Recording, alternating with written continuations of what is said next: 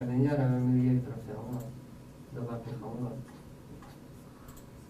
उपवास होगा आप तो बर्गर ले आऊँगा आपके लिए।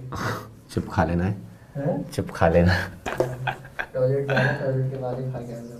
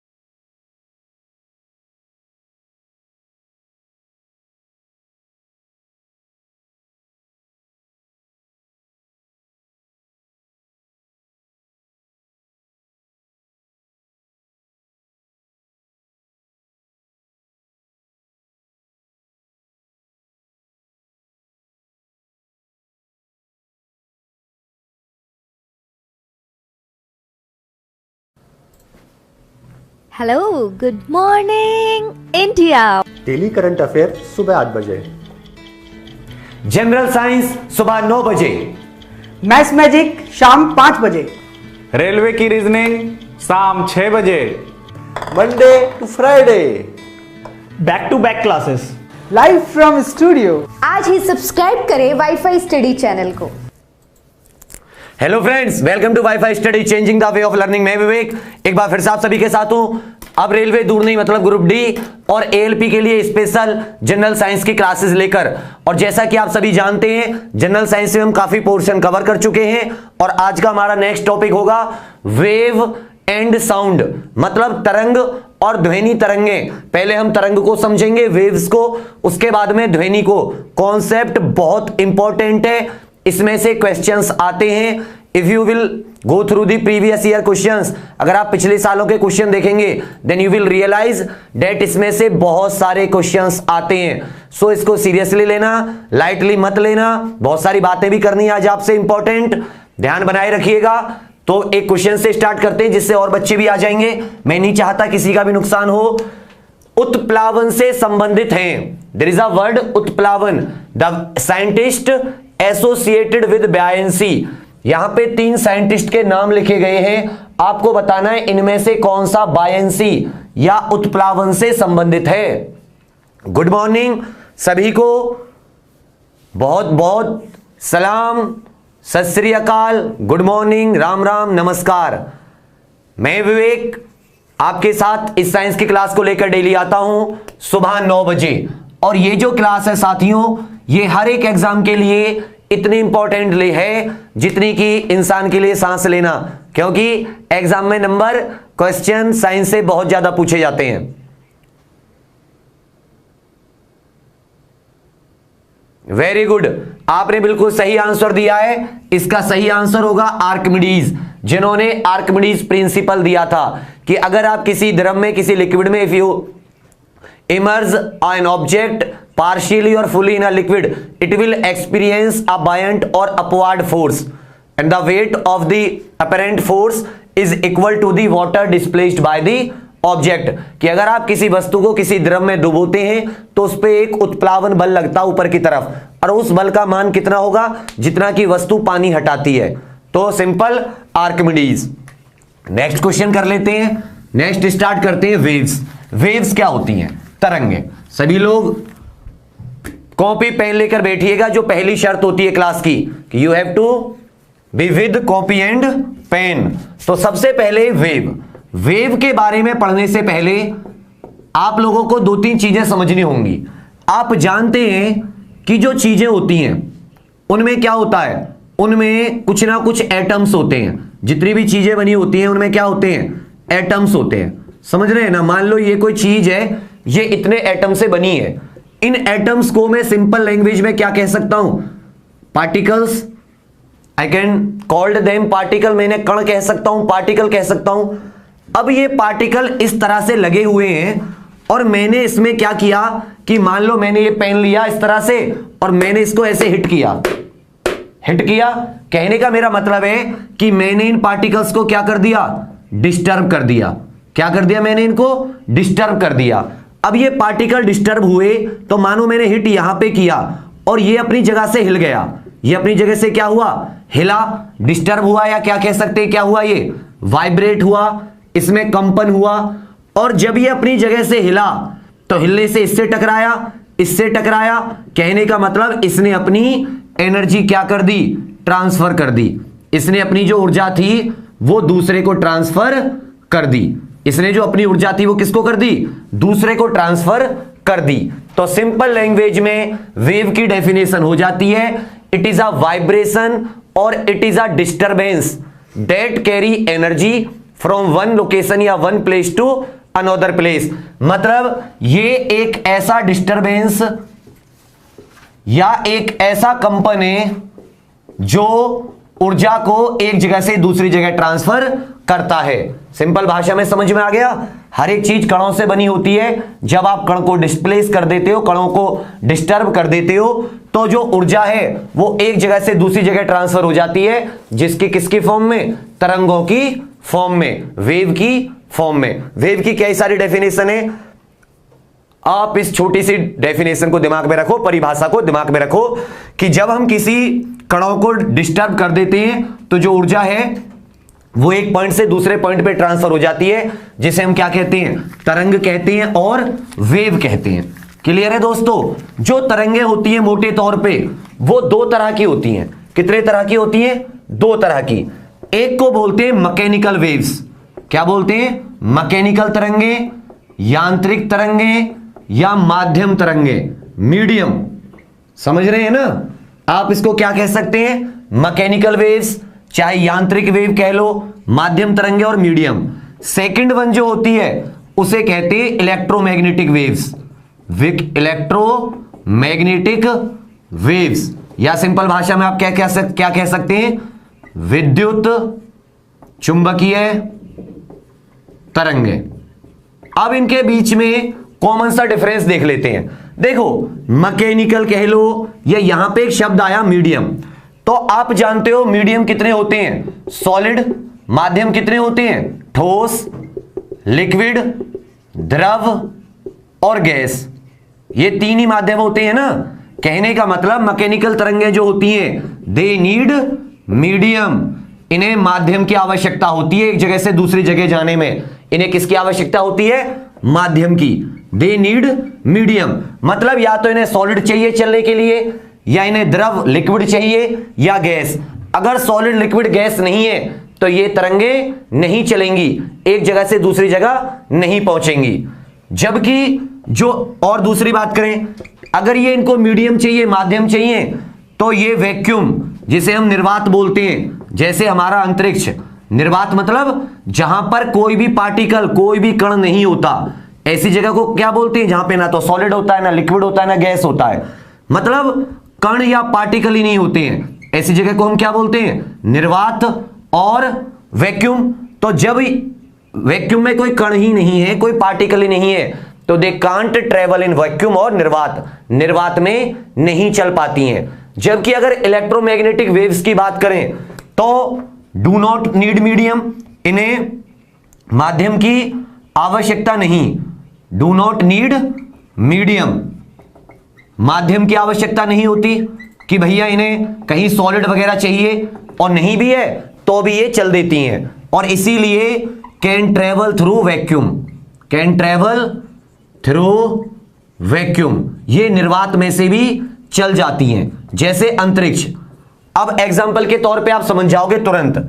आप जानते हो जो ध्वनि तरंगे होती हैं, साउंड वेव्स, कौन सी तरंगे, ध्वनि तरंगे, ये किसका एग्जाम्पल है, एक मैकेनिकल तरंग या माध्यम वेव का एग्जाम्पल है, मीडियम वेव का। Because they need a medium to travel, इनको चलने के लिए किसी ना किसी माध्यम की आवश्यकता होती है।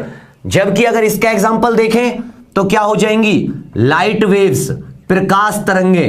तो प्रकाश सूरज का प्रकाश होता है, सूरज से आता है ना, सन से, और सन के बीच में क्या है, अंतरिक्ष, स्पेस, और आप जानते हो स्पेस कैसा होता है, स्पेस में वैक्यूम होता है ना साथियों। तो प्रकाश तो वैक्यूम से होते हुए भी धरती पर पहुंच जाता है। इसका मतलब वो कैसी तरंग है, इलेक्ट्रोमैग्नेटिक तरंग, विद्युत चुंबकीय तरंग, जिन तरंगों के साथ विद्युत और चुंबकीय प्रभाव भी रहता है। इनको माध्यम की आवश्यकता नहीं होती, they do not need medium, they can travel through vacuum. निर्वात में से भी संचरण हो जाता है, निर्वात में से भी ये चल जाती हैं। एग्जांपल है लाइट, इन्हें मीडियम की आवश्यकता होती है, सॉलिड, लिक्विड या गैस में से कोई एक, और ये वैक्यूम में ट्रेवल नहीं कर पाती। वैक्यूम क्या होता है, जहां पे कोई भी कण, कोई भी एटम पार्टिकल नहीं होता। और इसका एग्जांपल क्या है, साउंड वेव। ये समझ में आया इतना। अब हम पढ़ेंगे पहले मैकेनिकल और एंड में इलेक्ट्रोमैग्नेटिक वेव्स, एक एक करके। तो अब क्या आ गई हमारी मैकेनिकल वेव्स।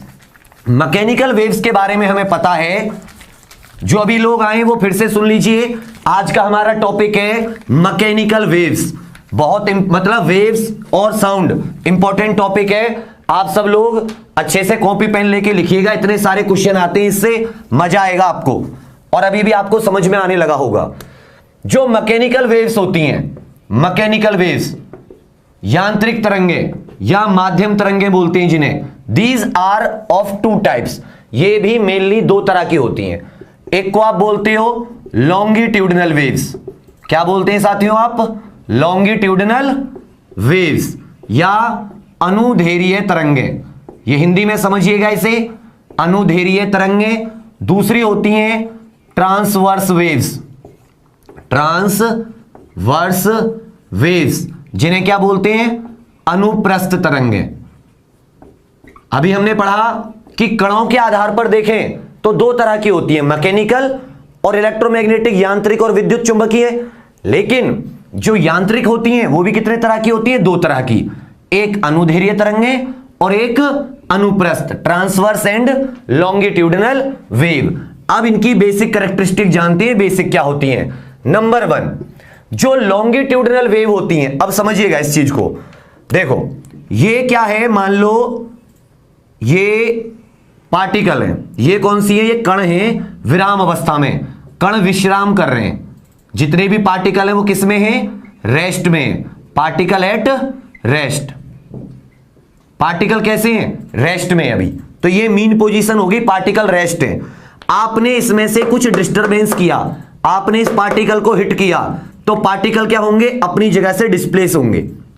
याद रखिएगा, जब पानी में पत्थर मारते हैं तो पानी पहले शांत था, फिर पानी में क्या हो जाती है, हलचल हो जाती है, पानी डिस्टर्ब हो जाता है।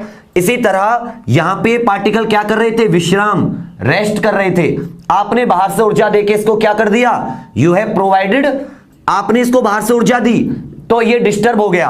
अब डिस्टर्ब होने से जो एनर्जी है वो किसकी फॉर्म में चलेगी, वेव की फॉर्म में चलेगी, तरंग की फॉर्म में। तो याद रखिएगा तरंग की दिशा क्या है, ये, इसको अच्छे से समझ लो। ये क्या है, तरंग की दिशा। तरंग किस दिशा में चल रही है, direction of wave, this is the direction of wave. और जो पार्टिकल की डायरेक्शन है डिस्प्लेस होने की, देखो कोई पार्टिकल पहले यहां पे था, आपने इसको ऊर्जा दे दी तो ये क्या चला गया, यहां पे चला गया, डिस्प्लेस हो गया, फिर दोबारा में डिस्प्लेस होके नीचे आ गया, फिर ऊपर चला गया। तो कहने का मतलब कि पार्टिकल की डिस्प्लेसमेंट होने की, पार्टिकल डिस्प्लेसमेंट या कण जो विस्थापित होते हैं उनकी दिशा और तरंग की दिशा जो होती है वो एक दूसरे के पैरेलल होती है। फिर से समझ लीजिए, जो पार्टिकल डिस्प्लेसमेंट और डायरेक्शन ऑफ वेव होती है, दीज टू आर पैरेलल। तरंग की दिशा और कण विस्थापित जो होते हैं, विस्थापित होना मतलब अपनी पहली जगह से हट जाना। पहले कहां थे वो, विश्राम में, अब वो अपनी जगह से हट गए, इसको बोलते हैं पार्टिकल का डिस्प्लेसमेंट। ये दोनों कैसी होती हैं, पैरेलल होती हैं, समांतर होती हैं। क्या होती हैं, समांतर। क्लियर है ये चीज। जबकि जो ट्रांसवर्स वेव होती हैं, कौन सी तरंगे होती हैं, ट्रांसवर्स या अनुप्रस्थ तरंगे। इनमें क्या होता है कि ये मान लो विश्राम अवस्था में है, तो जो पार्टिकल डिस्प्लेस होते हैं वो कितने डिग्री के एंगल पे होते हैं, 90 डिग्री के एंगल पे लंबवत होते हैं पार्टिकल। और जो तरंग की दिशा होती है, डायरेक्शन ऑफ वेव, ये एक दूसरे के कैसे होते हैं, 90 डिग्री का एंगल बनाते हैं या लंबवत होते हैं, परपेंडिकुलर होते हैं। कण की दिशा, कण की जो डिस्प्लेस होने की दिशा है, विस्थापित होने की दिशा है, लंबवत या परपेंडिकुलर होती है तरंग की दिशा के, तरंग की दिशा के। इसको लिख लेना हिंदी में अपने शब्द में, जो मैं बोल रहा हूं उसको अपने शब्दों में छोटा छोटा नोट कर लेना, फिर किताब से करोगे आसानी रहेगी। पार्टिकल डिस्प्लेसमेंट, कण विस्थापित और इनकी दिशा कैसी होती है? पैरेलल। पहला पॉइंट किसमें? लॉन्गिट्यूडिनल वेव में। ट्रांसवर्स में कैसी होती है? 90 डिग्री का। एक को याद कर लो, दूसरा अपने आप याद हो जाएगा। दूसरी चीज अब बहुत इंपॉर्टेंट है सेकंड पॉइंट इसका, जो सेकंड पॉइंट है, जब इनमें कणों की दिशा समांतर होती है, कहने का मतलब ये सॉलिड, लिक्विड और गैस, सॉलिड, लिक्विड और गैस, मतलब ठोस, द्रव और गैस तीनों में होती हैं। तीनों में ये जो तरंगे होती हैं लॉन्गिट्यूडिनल, ये तीनों माध्यम, चाहे सॉलिड हो, चाहे लिक्विड हो, चाहे गैस हो, ये तीनों में हो सकती है। जबकि जो ट्रांसवर्स वेव होती हैं ये सिर्फ सॉलिड्स में हो सकती हैं। किस में हो सकती हैं? सॉलिड्स में, या द्रव की ऊपरी सतह में, ओनली ठोस पदार्थों में, या द्रव की ऊपरी सतह में, आउटर सरफेस ऑफ लिक्विड। थोड़ी देर समझ लीजिएगा चीजों को, बेसिक है कि लॉन्गिट्यूडिनल ट्रांसवर्स हमेशा परेशान करती होंगी। इसमें ये दिशा और ये कैसे होते हैं? ये पैरेलल। और इसमें कैसे होते हैं? ये दिशा है वेव की और ये क्या? पार्टिकल डिस्प्लेसमेंट कैसा होता है? परपेंडिकुलर। ये सॉलिड, लिक्विड, गैस तीनों में पाई जाती है, ठोस, द्रव और गैस में। ये सिर्फ ठोस में, सॉलिड्स में, या द्रव की बाहरी सतह में। तीसरा, इसमें जो एनर्जी ट्रांसफर होती है वो कंप्रेशन और रेयरफैक्शन की फॉर्म में होती है। रेयरफैक्शन, कंप्रेशन को हिंदी में बोलते हैं संपीड़न और इसको बोलते हैं विरलन। इसमें एनर्जी कैसे ट्रांसफर होती है? कहने का मतलब देखो, जब आपने कणों को क्या किया, कणों में आपने प्रेशर किया तो कण एक दूसरे के पास पास आ गए। जब ये पास पास आते हैं तो इसको बोलते हैं कंप्रेशन। फिर दूर दूर दूर चले गए, फिर पास पास आ गए, फिर दूर दूर चले गए। तो ये जो CR चल रहे हैं, मतलब कंप्रेशन, संपीड़न हो रहा है, पास आ रहे हैं, और इसमें ये दूर जा रहे हैं, विरलन हो रहा है। तो इसमें जो एनर्जी ट्रांसफर होती है वो कंप्रेशन और रेयरफैक्शन की फॉर्म में होती है। और इसमें जो एनर्जी ट्रांसफर होती है वो क्रेस्ट और ट्रफ की फॉर्म में होती है। इस तरह से ये ऊपर वाला जो हिस्सा होता है इसे बोलते हैं क्रेस्ट, और इसे इंग्लिश में बोलते हैं TROUGH। लिख लेना इसको, क्रेस्ट एंड ट्रफ। शीर्ष और गर्त, इसको हिंदी में कहते हैं गर्त और इसको बोलते हैं शीर्ष। तो जो लॉन्गिट्यूडिनल वेव्स होती हैं उसमें ऊर्जा कैसे ट्रांसफर होती है? कंप्रेशन और रेयरफैक्शन की फॉर्म में। लेकिन हम जब भी तरंग को पढ़ेंगे आगे आने वाले टाइम में, साउंड में या लाइट में, हम क्या बनाएंगे? ये वाला डायग्राम बनाएंगे। मान लो ये हमारा हो जाएगा कंप्रेशन, ये हो जाएगा हमारा रेयरफैक्शन, ये कंप्रेशन, ये हमारा रेयरफैक्शन। यहां पे घनत्व ज्यादा होता है पार्टिकल्स का, हाई डेंसिटी होती है, अधिक घनत्व, और यहां पर क्या होता है? लो डेंसिटी, या यहां पर कम घनत्व होता है। यहां तक कोई चीज समझ में ना आई हो तो आप बता दो। अब देख लो इनके एग्जाम्पल। तो लॉन्गिट्यूडिनल वेव्स का एग्जाम्पल हो जाते हैं, इसके एग्जाम्पल देख लो। साउंड एक लॉन्गिट्यूडिनल वेव है, मतलब ध्वनि जब चलती है तो पार्टिकल और ध्वनि की जो दिशा होती है वो कैसी होती है? पैरेलल होती है। तो sound is a longitudinal wave. Pressure तरंगे, दाब तरंगे, कोमा अर्थक्वेक में जो सबसे पहले तरंगे आती हैं, जब भूकंप आता है, भूकंप की पी तरंगे, तो उस समय जो सबसे पहली वाली जो तरंगे आती हैं प्राइमरी वेव्स, वो भी कैसी होती हैं? लॉन्गिट्यूडिनल होती हैं। इसको भी अच्छे से दिमाग में बिठा लीजिएगा। जब भूकंप आता है तो सबसे पहली वाली जो तरंगे होती हैं वो कैसी होती हैं? लॉन्गिट्यूडिनल। इसका एग्जांपल है लाइट, प्रकाश की तरंगे, ट्रांसवर्स का, ट्रांसवर्स जो लाइट है वो एक ट्रांसवर्स भी है और साथ साथ इलेक्ट्रोमैग्नेटिक भी है, कंफ्यूज मत होना। स्ट्रिंग धागा है, एक आपने धागा किसी चीज से बांध दिया, ऐसे बांध दिया धागा, और धागे को आप ऐसे हिला रहे हो, तो उसमें भी कौन सी तरंगे हैं? ट्रांसवर्स। मतलब धागा, और जो भूकंप की एस तरंगे होती हैं, सेकंड नंबर पे जो आती हैं भूकंप की एस तरंगे, भूकंपीय तरंगे अर्थक्वेक में, और जो तालाब में तरंगे बनती हैं, तालाब की तरंगे, ripples in a pond, ripples in a pond, जो तालाब होता है उसमें जो रिपल बनते हैं, ये सब कैसी होती हैं? मार्कर चेंज कर रहा हूं, रुक जाइए। वैसे वो कैसी होती हैं? ये भी ट्रांसवर्स तरंगे होती हैं। तो ट्रांसवर्स के एग्जाम्पल कब चलेंगी कब नहीं चलेंगी, क्या डायरेक्शन होती है, ये आपको अच्छे से समझ में आ गया होगा। कंप्रेशन और रेयरफेक्शन में कौन सी चलती हैं? लॉन्गिट्यूडनल।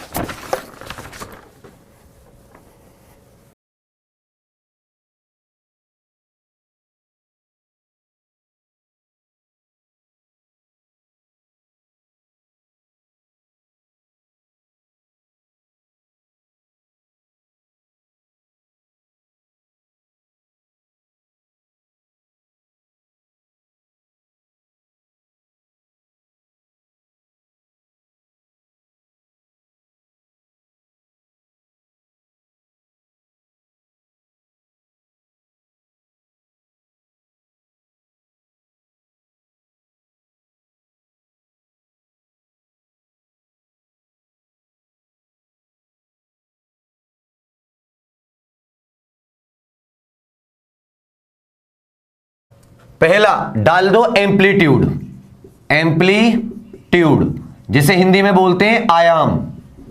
क्या डाल दीजिए? आयाम या एम्पलीट्यूड। ये क्या है? तरंग। ये बिल्कुल रेस्ट है। ये कौन सी अवस्था है? रेस्ट या विश्राम। और मैं क्रस्ट और ट्रफ को लेके समझाऊंगा। अब आपने इसमें कुछ डिस्टर्ब किया तो पार्टिकल क्या चलेंगे?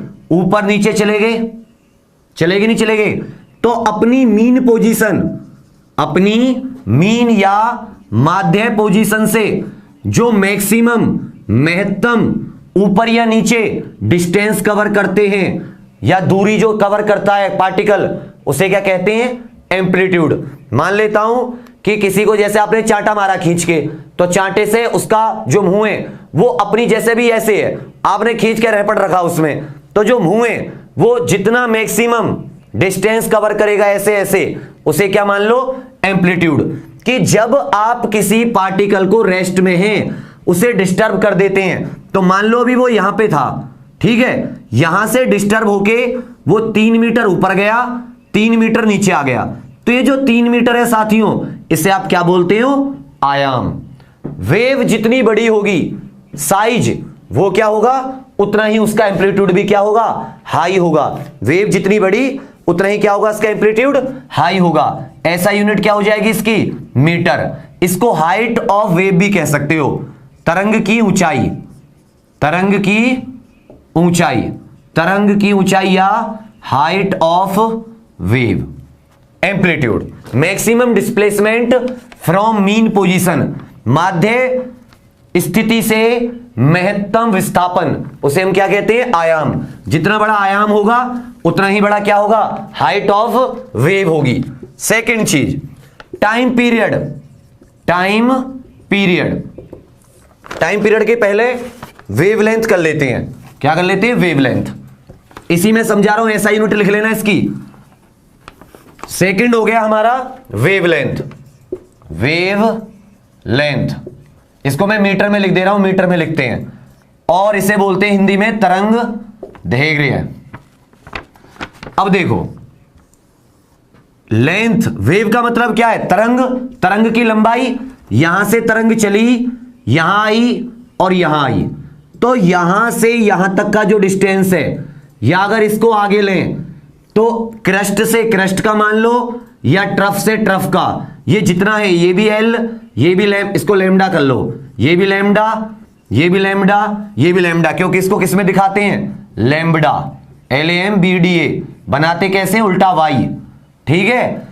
तो एक वेव कितना डिस्टेंस कवर कर पा रही है, या सिंपल कह सकते हो एक तरंग के द्वारा तय की गई दूरी, एक तरंग के द्वारा तय की गई दूरी।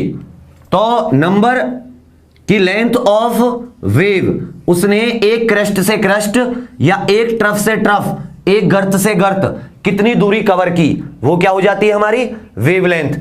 इसकी ऐसा यूनिट भी क्या हो जाती है, क्योंकि ये भी क्या है डिस्टेंस ही तो है यहां से यहां तक, इसकी भी ऐसा यूनिट क्या हो जाती है मीटर।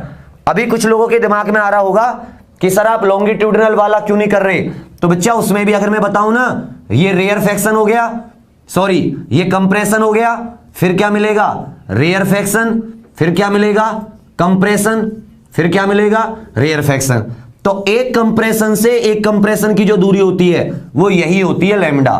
तो उसके केस में आर से आर, सी से सी की या आर से आर की जो दूरी होती है वो क्या होती है लैम्डा। मतलब एक सेकंड में वेव कितना डिस्टेंस कवर कर रही है, या ये कह सकते हैं कि सेकंड का छोड़ो, एक जो तरंग है वो कितना दूरी, पूरी तरंग कितनी कंप्लीट वाइब्रेशन कितनी दूरी तय कर रहा है, किसमें दिखाते हैं लैम्डा में। दो चीजें हो गई, आयाम और तरंग धैर्य। अब आ जाती है फ्रीक्वेंसी, क्या आ जाती है फ्रीक्वेंसी, जिसे हिंदी में बोलते हैं आवृत्ति। तीसरी हो जाती है फ्रीक्वेंसी, आवृत्ति।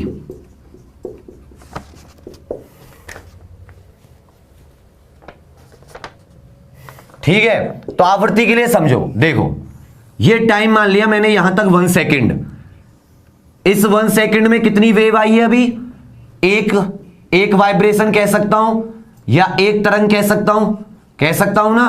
अब मैंने क्या किया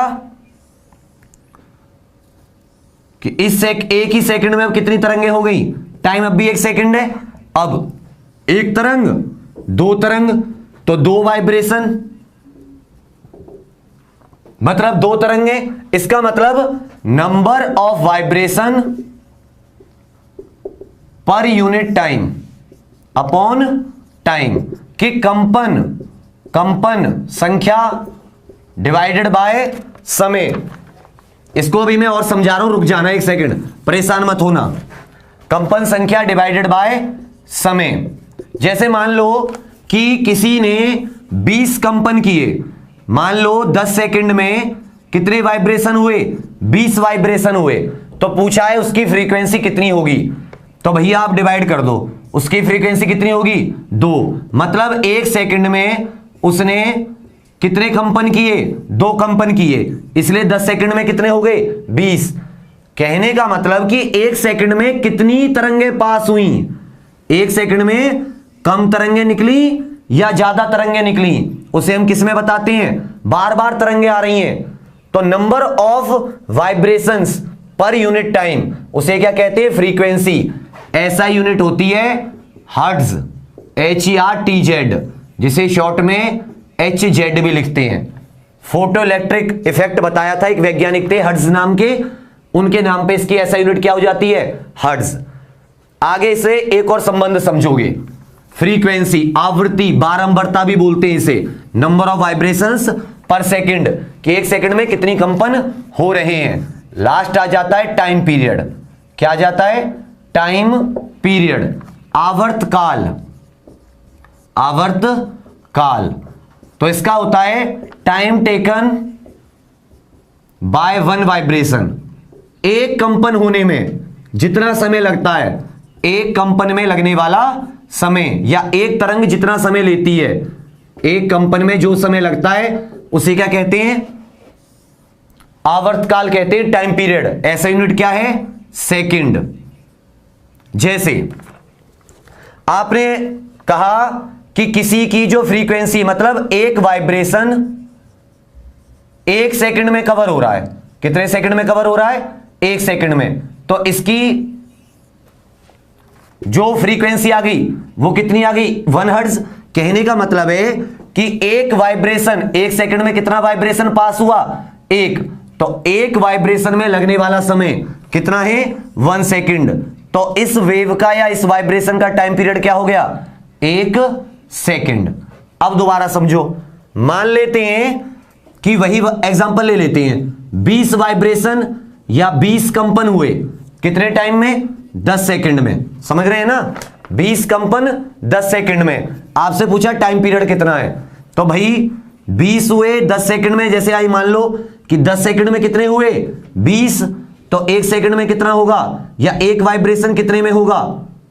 सॉरी, 20 वाइब्रेशन 10 सेकंड में, तो एक कितने में होगा? 10/20, मतलब आधी सेकंड में एक हो रहा होगा ना। तो इसका टाइम पीरियड कितना हो गया? 1/2 सेकंड। कहने का मतलब कि एक वाइब्रेशन में जो समय लगता है उसे टाइम पीरियड कहते हैं। और टाइम पीरियड और फ्रीक्वेंसी में, टाइम पीरियड और फ्रीक्वेंसी में एक संबंध होता है 1/t, मतलब फ्रीक्वेंसी को सेकंड इनवर्स भी कह सकते हैं। जो हर्ट्ज होती है वो क्या होती है? Second inverse. कैसे, समझ में नहीं आया होगा? चलो अभी बता रहा हूं। अभी आपको क्या पता चला? आपको पता चला कि अगर किसी ने 20 वाइब्रेशन किए 10 सेकंड में, तो उसकी फ्रीक्वेंसी कितनी हो गई? 2 हर्ट्ज। फ्रीक्वेंसी की जगह 2 लिख दो, और हमें क्या निकालना है? Time period. क्रॉस मल्टीप्लाई करो, t आ जाएगा यहां पे, 2 आ जाएगा यहां पे, तो टाइम पीरियड कितना हो गया? 1/2 सेकंड। यहां से भी कितना आया था? 1/2 सेकंड। मतलब अगर फ्रीक्वेंसी का उल्टा करोगे तो टाइम पीरियड मिल जाएगा, और टाइम का उल्टा करोगे, 1/2 का उल्टा करोगे तो आपको फ्रीक्वेंसी मिल जाएगी। फ्रीक्वेंसी और टाइम पीरियड एक दूसरे के रेसिप्रोकल होते हैं, तो जितनी ज्यादा फ्रीक्वेंसी उतना ही लगेगा कम समय एक वाइब्रेशन होने में, एक कंपन होने में। समझ में आ गया होगा अब आपको? F = 1/3, और हर्ट्ज को सेकंड इनवर्स या s की पावर -1 भी कह सकते हो, 1 सेकंड। दोबारा देख लेना एक बार, क्योंकि ये बहुत इंपॉर्टेंट है। ये समझ में नहीं आएगा तो फिर आपको बहुत ज्यादा दिक्कत हो जाएगी। समझ में आ गया? अब देखो, अब आपको बताना है स्पीड, फ्रीक्वेंसी, वेव की स्पीड, फ्रीक्वेंसी और वेवलेंथ में संबंध। वेवलेंथ में संबंध, चाल, आवृत्ति और तरंगदैर्घ्य में संबंध। तो देखो कैसे बताओगे? आप जानते हो स्पीड क्या होती है? Distance upon time. होती है नहीं होती है? बचपन से पढ़ते हैं। चाल बराबर दूरी बटे समय, दूरी बटे समय। अब एक बात बताओ, वेव में दूरी कितनी थी? दूरी तो वेवलेंथ के इक्वल थी ना, लैम्डा के इक्वल। तो दूरी की जगह मैंने क्या लिख दिया? लैम्डा। और टाइम कितना लगा? t। कोई दिक्कत? चाल मेरी है ही। अब देखो, तो चाल या स्पीड इक्वल टू दूरी कितनी हो गई? लैम्डा। और अगर मैं 1/t की बात करूं, अभी आपको पता है 1/t क्या लिखा था हमने? फ्रीक्वेंसी के इक्वल होता है नहीं होता है? तो इसकी जगह क्या आ गई? फ्रीक्वेंसी। फ्रीक्वेंसी को मैं v से भी लिखता हूं इस तरह से, ऐसा बना के। तो भैया चाल क्या होगी? Lambda into frequency. या इसको सिंपल अपनी भाषा में लिख लो कि जो तरंग की चाल होती है वो होती है फ्रीक्वेंसी गुणा वेवलेंथ, आवृत्ति गुणा तरंगदैर्घ्य। इस फॉर्मूले को अच्छे से दिमाग में लिखा लो। इन तीनों में ये संबंध होता है, चाल बराबर फ्रीक्वेंसी इंटू वेवलेंथ, आवृत्ति गुणा तरंगदैर्घ्य। अब एक क्वेश्चन करना है आपको, चाल बराबर आवृत्ति गुणा तरंगदैर्घ्य। यहां तक समझ में नहीं आया हो बाबू, मैंने तो बहुत कोशिश किया आराम आराम से समझाने की, जबकि मुझ पे अभी बहुत सारी बात करनी है, लेकिन फिर भी मैं कोशिश कर रहा हूं। क्वेश्चन, किसी की फ्रीक्वेंसी दे रखी है आपको, आवृत्ति, एक रेडियो स्टेशन से प्रसारित तरंगों की आवृत्ति दे रखी है 5 × 10⁻14, 10⁻14 हर्ट्ज। ये किसी की आवृत्ति है। वेग या चाल दे रखी है आपको, वेलोसिटी या चाल, स्पीड, वो दे रखी है 3 × 10⁸ मीटर/सेकंड, कि एक स्टेशन से इतनी आवृत्ति की रेडियो तरंगें चली इस स्पीड के साथ।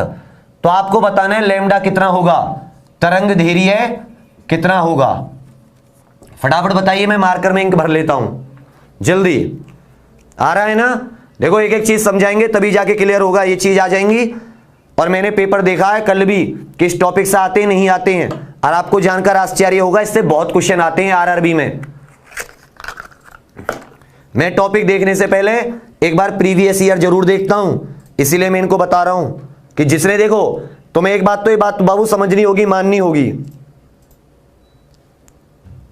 सर एक पेन दे दीजिए प्लीज इसमें छेद करने के लिए, ठीक है भाई। देखो बाबू एक बार जिसको समझ में नहीं आया हो ना वो दोबारा कर देना, जिसको समझ में नहीं आ रहा हो वो दोबारा मतलब वीडियो को देखना, क्योंकि मैंने बहुत अच्छे से समझाने की कोशिश की है, लेंदी भी है, कुछ लोग तो जाने भी लगे होंगे, पर ये इंपॉर्टेंट है, कर लेना। और ये फिर से एक बार बता दे रहा हूं, विवेक उसके लिए पढ़ाता है जिसको कुछ नहीं आता, जिसपे बहुत कुछ आता है विवेक उसको नहीं पढ़ाता, मतलब मैं। और अगर बहुत से लोग शिकायत कर रहे हैं कि सर से साइंस की क्लास ले ली जाए, तो यही मैं बात कह रहा था कि क्या मन की बात है। तो बाबू मैं फिर से दिल से कह रहा हूं हंसते हुए, मुझे कोई भी गिला शिकवा नहीं है। अगर आपको कोई प्रॉब्लम है आप कमेंट कीजिए, मैं सर लोग को दिखाऊंगा, मैं क्लास छोड़ने के लिए रेडी हूं, मुझे कोई गिला शिकवा नहीं है। वैसे भी मुझे वर्दी वालों के लिए पढ़ाना ज्यादा अच्छा लगता है, जो कि मेरी क्लास नहीं हो पा रही है। तो अगर आपको जरा सी भी प्रॉब्लम आए ना कहीं भी, आप अच्छे से कह दीजिएगा, आप छोटे भाई बहन हो, आपका कोई बुरा गिला शिकवा नहीं, विवेक उसी दिन से क्लास छोड़ देगा, ठीक है, समझ में आया ये। लेकिन मैं क्लास उसके लिए कराता हूं, ये चीजें इतनी उसके लिए समझाता हूं जिसको कुछ नहीं आता, वो कभी अपने आप को कमजोर ना समझे, क्योंकि कोचिंग में भी जाता है तो उसको कोई नहीं पूछता, पर मुझे सबसे ज्यादा प्रभाव उसी की रहती है, इसलिए शाबाश, very good. SSC, UPSC, IAS, CDS, NDA, CAPF, police या सिविल सर्विसेज, पीसीएस, भारत का कोई एग्जाम हो, सीजीएल, सीएचएसएल, एमटीएस, सीपीओ, हर जगह साइंस आएगी, ये क्वेश्चंस आएंगे। चलिए तो बाबू सामने आपके फॉर्मूला है, स्पीड बराबर फ्रीक्वेंसी इंटू वेवलेंथ। स्पीड कितनी दे रखी है, 3 गुणा 10 की पावर 8, वेवलेंथ कितनी है निकालनी है, और फ्रीक्वेंसी कितनी है 5 गुणा 10 की पावर 14। तो ये गुणा में इधर आके क्या हो जाएगा, डिवाइड हो जाएगा, नहीं हो जाएगा, मैं उसी में लिख रहा हूं, इधर आके क्या हो जाएगा, डिवाइड। देखो 5 से 3 कितनी बार कटेगा, 0.6 बार, और 10 की पावर 8 ये 14 है, ये प्लस में ऊपर जाके क्या हो जाएगी माइनस, तो क्या बच गए 0.6 गुणा 10 की पावर -6 मीटर। इसको चेंज करोगे तो 6 इंटू 10 की पावर -7 मीटर भी बिल्कुल सही है। इसका पॉइंट हटाओगे तो क्या हो जाएगा 6 इंटू 10 की पावर -7 मीटर। ये क्या हो गया, लैम्डा हो गया, तरंग दैर्घ्य हो गया। क्लियर है, सामने फॉर्मूले से क्वेश्चन हो गए। चलिए वेरी गुड, अब हेडिंग डाल दीजिए ध्वनि तरंगे, साउंड वेव्स, ध्वनि तरंगे। वेरी गुड, ध्वनि तरंगे। नेक्स्ट टॉपिक हो जाएगा साउंड वेव्स, साउंड वेव्स, ध्वनि तरंगे। अब आपको सारी चीजें समझ में आने लगेंगी, क्योंकि आपने तरंगों को पहले ही पढ़ लिया है। तो देखो आपको पता है कैसी होती है साउंड वेव्स, ये छोटे छोटे पॉइंट लिख लो पहले। लॉन्गिट्यूडिनल होती है, अनुदैर्घ्य होती है ना, क्योंकि direction of propagation of wave and direction of displacement एक दूसरे के कैसी रहती हैं, पैरेलल या समांतर। कैसी रहती हैं, समांतर, इसीलिए लॉन्गिट्यूडिनल होती हैं। मैकेनिकल होती हैं, यांत्रिक तरंगें होती हैं, क्योंकि इनको किसकी आवश्यकता होती है, माध्यम की आवश्यकता होती है, माध्यम की आवश्यकता, नीड मीडियम। इनको किसकी आवश्यकता होती है, they need medium, solid liquid या गैस। प्रोड्यूस कैसे होती हैं, उत्पन्न कैसे होती हैं, उत्पन्न वाइब्रेशन से। किससे उत्पन्न होती हैं, वाइब्रेशंस या कंपन द्वारा। अब देखो, हालांकि हर एक जो वाइब्रेशन होता है वो ध्वनि तरंगे नहीं होता। आप मेरी बात सुनिएगा, देखो मेरे गले का ये बड़ा बड़ा सा दिख रहा होगा डब्बा सा, इसको बोलते हैं साउंड बॉक्स। क्या बोलते हैं, साउंड बॉक्स। जब मेरे अंदर से एक प्रेशर आता है, मेरे अंदर क्या आता है, प्रेशर आता है, तो प्रेशर इस साउंड इस बॉक्स से टकराता है और वाइब्रेशन उत्पन्न होते हैं। क्या उत्पन्न होते हैं साथियों? वाइब्रेशंस, कंपन। वो कंपन मतलब एक ऊर्जा। अब देखो, जैसे अब मेरे चारों तरफ क्या है? हवा है। मेरे चारों तरफ क्या है? हवा है। और हवा में आपको पता है क्या होते हैं? कण होते हैं। जैसे ही मेरे अंदर से एक फोर्स आया, एक वाइब्रेशन आया, वो चारों तरफ हवा है, हवा से टकराया और हवा के जो मॉलिक्यूल थे वो अपनी जगह से हिलके अलग अलग जाने लगे।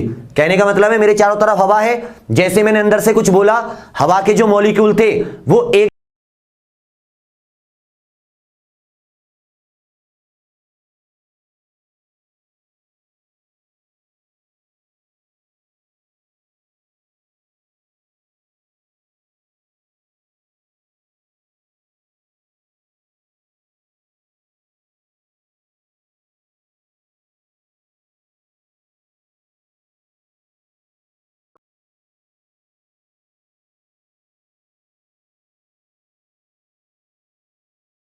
डिस्प्लेस होने की और तरंग के चलने की जो दिशा थी वो कैसी थी? एक दूसरे के समानांतर थी।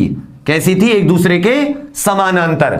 और कंप्रेशन और रेयरफैक्शन की फॉर्म में कभी इकट्ठे हुए, फिर दूर गए, फिर इकट्ठे हुए, फिर दूर गए। चीजें मतलब जो ऊर्जा थी वो आगे बढ़ने लगी। क्लियर है ये चीज?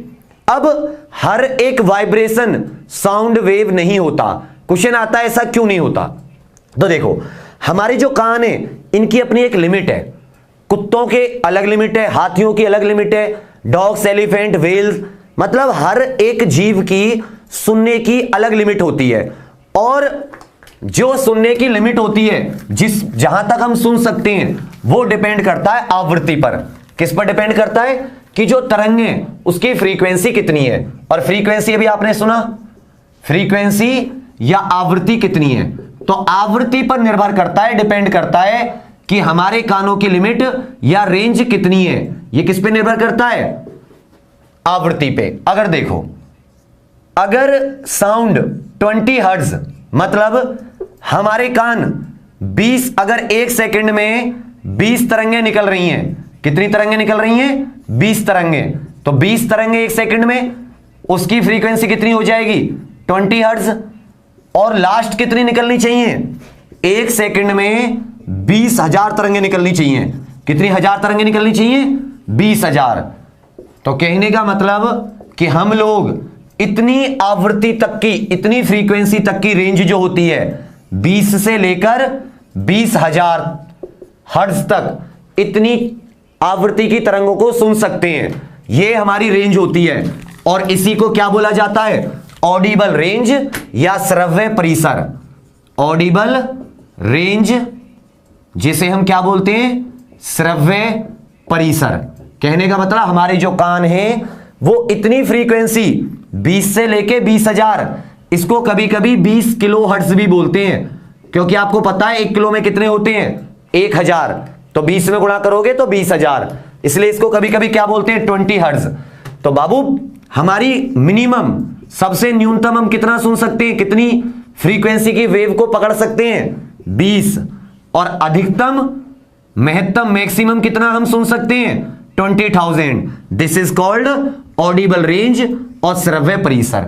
अब कहोगे सर, मान लो एक सेकंड में 19 वाइब्रेशन गए, 18 गए, 15 गए, 5 गए, तो क्या हम उसे नहीं सुनेंगे? बिल्कुल सही है, हम उसे, हमारे कान उसे डिटेक्ट नहीं कर सकते। तो 20 हर्ट्ज से कम, इससे कम, लेस देन 20 हर्ट्ज, इन साउंड को बोलते हैं इंफ्रासोनिक। क्या बोलते हैं बच्चा? इंफ्रासोनिक, अपश्रव्य। अपश्रव्य मतलब श्रव्य से कम, जितना हम सुन सकते हैं, ऑडिबल, या क्या बोलते हैं? इंफ्रासोनिक तरंगें। और 20 से ज्यादा, 20,000 20 किलो हर्ट्ज से ज्यादा, मोर देन 20,000 हर्ट्ज से ज्यादा, इसे बोलते हैं अल्ट्रासोनिक। क्या बोलते हैं? अल्ट्रासोनिक, या हिंदी में प्राश्रव्य। तो 20 हर्ट्ज से कम हम सुन नहीं सकते, उसे क्या बोलते हैं? इंफ्रासोनिक। 20,000 से ज्यादा हम सुन नहीं सकते। कुछ बच्चे जो होते हैं छोटी उम्र में वो 20,000 से ज्यादा भी सुन सकते हैं, 25,000 तक की। इसलिए आपने देखा होगा जो छोटा बच्चा होता है वो छोटी सी आवाज करने पे या अजीब अजीब आवाजें आए तो वो जल्दी उठ जाता है, जबकि हमारे कान उसे डिटेक्ट नहीं कर पाते। उसका कारण यह है कि जो छोटे बच्चे होते हैं वो 25,000 तक की सुन लेते हैं, लेकिन बड़े होते होते उनकी जो रेंज होती है वो एवरेज जो सभी ह्यूमंस की होती है 20,000 वो हो जाती है। उससे ज्यादा अल्ट्रासोनिक, उससे कम इंफ्रासोनिक।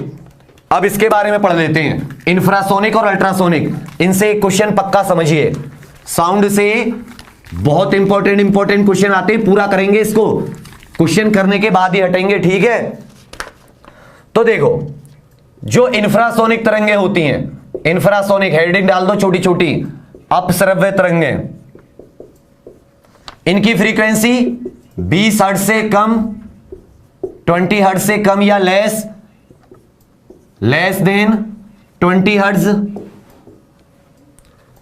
लार्ज सोर्स, बड़े स्रोतों से निकलती हैं, बड़े स्रोत से पैदा होती है, जैसे एवलांच समझते हैं, पूरा का पूरा बर्फ जब गिर पड़ती है तो उसे क्या बोलते हैं, एवलांच। अर्थक्वेक भी कौन सी, भूकंप जो होता है कौन सी तरंगें निकालता है, इंफ्रासोनिक। और वॉल्केनो, ज्वालामुखी, फटने से पहले या फटने के बाद विस्फोट से कौन सी तरंगें निकलती हैं, इंफ्रासोनिक तरंगें। कुछ व्हेल मछली होती है ना, वो भी आपस में जो बात करने के लिए कौन सा अपनाती हैं, इंफ्रासोनिक। एलिफेंट या हाथी जो होते हैं ये भी कौन सी चीजों से लेकर बात करते हैं आपस में, इंफ्रासोनिक। हाथी बहुत किलोमीटर तक बात कर लेते हैं, इंफ्रासोनिक तरंगे निकाल के जमीन से जब ये तरंगे चलती हैं तो हाथी अपने पैर से उन तरंगों को पकड़ लेता है, एलिफेंट। हिप्पो होते हैं ना, हिप्पोपोटेमस, राइनोसोरस, गैंडा, राइनो। न्यूक्लियर विस्फोट जो होते हैं, परमाणु विस्फोट, न्यूक्लियर एक्सप्लोजन, परमाणु विस्फोट, इन सब से कैसी तरंगें निकलती हैं, इंफ्रासोनिक, जिन्हें हम नहीं सुन सकते। लेकिन कुछ जानवर वगैरह जो होते हैं, जैसे कुत्तों के बारे में रिसर्च चल रही है, अर्थक्वेक आने से पहले जो तरंगें होती हैं, पी वेव्स, वो आ जाती हैं, पी वेव्स आ जाती नहीं आ जाती हैं, लॉन्गिट्यूडनल होती हैं। तो कुछ जो कुत्ते वगैरह होते हैं वो इन पी वेव्स को कुछ जानवर पकड़ लेते हैं और जानवरों में हलचल शुरू हो जाती है इंफ्रासोनिक से। आपको एक बात बताऊं मैं, जो इंफ्रासोनिक साउंड होती है ना वो डर पैदा करती है। मेरी बात सुनिएगा आप अच्छे से, ये डर, फियर लगाती है। मान लो यहां पे कोई स्रोत है जिससे इंफ्रासोनिक साउंड निकल रही है, अगर वो निकलने लगे ना तो मुझे डर लगने लगेगा, मेरी बॉडी एक डर जैसा, फियर जैसा महसूस करेगी। और घोस्ट, भूत वगैरह जो होते हैं उनको भी जो महसूस किया जाता है ना, किसी को लगता है भूत है, यहां पे भूत है, यहां पे कुछ है, उसका एक कारण आसपास किसी इंफ्रासोनिक स्रोत का भी होना है। अगर आसपास कोई इंफ्रासोनिक स्रोत है तो हमें ऐसा लगता है अचानक से कोई चीज हिलने लगी, अचानक से कुछ होने लगा, दीवारें अपने मतलब दरवाजे अपने आप बंद हो गए, तो वहां पे क्या होता है, इंफ्रासोनिक किरणों का असर होता है। तो वो भी डर का एक कारण है, इस पर रिसर्च हुई है। तो इसीलिए जो कुछ जानवर होते हैं वो भूकंप आने से पहले ही इंफ्रासोनिक को डिटेक्ट कर लेते हैं और वो एक जगह से भागने लगते हैं। क्लियर हो गई ये चीज, अपश्रव्य, इंफ्रासोनिक। अब डाल दीजिए अल्ट्रासोनिक, क्या डाल दीजिए, अल्ट्रासोनिक। पराश्रव्य तरंगे, अल्ट्रासोनिक तरंगे, पराश्रव्य, इनकी फ्रीक्वेंसी कितनी होती है, 20,000 हर्ट्ज या 20 किलो हर्ट्ज से ज्यादा। डॉग भी सुन लेते हैं, कैट, बैट मतलब चमगादड़, मॉस्किटो मच्छर, मंकीज, ये सब डिटेक्ट कर लेते हैं, ये पहचान लेते हैं अल्ट्रासाउंड तरंगों को, डॉग, कैट, बिल्ली। जबकि जो बैट, चमगादड़, चमगादड़, डॉल्फिन, कुछ डॉल्फिन अल्ट्रासाउंड को भी कवर करती हैं, डॉल्फिन मछली, चूहे, रेट्स, ये सब सुन भी लेते हैं और प्रोड्यूस भी कर लेते हैं, मतलब उत्पन्न भी कर लेते हैं और साथ साथ इनको सुन भी लेते हैं। किसको? अल्ट्रासाउंड वेव को। आपको इसका तो पता ही होगा, चमगादड़ अल्ट्रासाउंड तरंगों का यूज करती है। मान लो ये चमगादड़ है, ये चल रही है, इसके रास्ते में मैं आ गया, तो आपको नहीं देखा होगा चमगादड़ हमारे मुंह से एकदम वापस चली जाती है, तो क्या होता है कि ये क्या करती रहती है? अल्ट्रासोनिक वेव्स छोड़ती रहती है, और अल्ट्रासोनिक वेव्स मुझसे टकरा के इसके पास वापस पहुंच रही हैं, तो इसके एक अंदाजा लग जाता है कि सामने जो चीज है वो कितनी दूरी पर है, इसलिए ये बिल्कुल सामने से आके एकदम मुड़ जाती है। तो बैट अल्ट्रासोनिक तरंगों का यूज करते हैं। आगे पढ़ाऊंगा, इसको बोलते हैं इको लोकेशन। इस मेथड को क्या बोलते हैं? Eco location. अब अल्ट्रासोनिक का ये तो बैट के लिए यूज हो गया, हमारी डेली लाइफ में भी बहुत काम आता है। आपने पढ़ा होगा अल्ट्रासाउंड कराया है, मतलब पेट वगैरह का इंटरनल आंतरिक अंग जो होते हैं उसमें इसका इस्तेमाल होता है। मैं बोल रहा हूं, लिख रहा हूं, मतलब लिख नहीं रहा हूं, आप लिख लेना। उसमें इसका इस्तेमाल होता है अगर हमें अपने इंटरनल ऑर्गन की जांच करानी हो। आपको पता है मां के गर्भ में बच्चा पल रहा होता है, उसके अंदर कोई प्रॉब्लम तो नहीं आई है, कुछ खराबी तो नहीं है, उसकी जांच के लिए भी अल्ट्रासाउंड कराते हैं। हालांकि उसका मिसयूज भी होता है, जिससे अगर गर्भ में पता चल जाता है लड़की है तो कुछ मूर्ख होते हैं, तो वो क्या होते हैं कि बच्चों को पता कर लेते हैं, वो बहुत ज्यादा क्राइम है, वो नहीं करना चाहिए। उसके अलावा कुछ ऐसे इंजन वगैरह के हिस्से होते हैं जहां तक पहुंचना मुश्किल होता है, तो उन इंजन वगैरह की जो सफाई है, cleaning of engines, it is also done by using ultrasonic wave. चीजों की सफाई, cleaning of unreachable part of engine. उसके अलावा और भी बहुत सारी चीजें होती हैं, जैसे किसी चिमनी वगैरह होती है ना, चिमनी जो होती है फैक्ट्रीज की, तो चिमनी वगैरह की जो धूल जम जाती है उस पे, उसको हटाने के लिए भी किसका इस्तेमाल होता है? अल्ट्रासोनिक वेव का। और इसका सबसे अच्छा इस्तेमाल लिखवा रहा हूं कि जो होता है वो होता है सोनार, साउंड नेविगेशन एंड रेंजिंग। इसको समझ लेना, यहां से क्वेश्चन भी आपके लिए आएगा।